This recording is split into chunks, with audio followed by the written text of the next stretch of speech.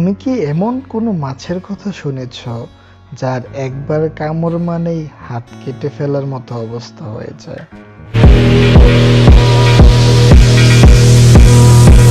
এই ভয়ঙ্কর মাছের নাম ক্যান্ডিরো। অ্যামাজন নদীতে পাওয়া যায় এই পেইনফিশ। এই মাছ এতটাই ছোট হয় আর ভয়ঙ্কর হয় যে এটা মানুষের শরীরের ছিদ্র দিয়ে ভিতরে ঢুকে যেতে পারে। যদি এই মাছ কাউকে কামড়ায় তাহলে এর যন্ত্রণা এতটাই হয় যে অনেক সময় চিকিৎসকরা বলেই দেন হাত বা অঙ্গ কেটে ফেলাই নিরাপদ। ব্রাজিলে সত্যি সত্যি একজন লোক এই মাছের আক্রমণে নিজের হাত হারিয়েছিলেন। তুমি কি সাহস করে এই মাছের মুখোমুখি হতে পারবে অথবা সাঁতার কাটতে পারবে অ্যামাজন নদীতে? কমেন্টে লিখে জানাও তুমি হলে এই মাছের নাম কি দিতে।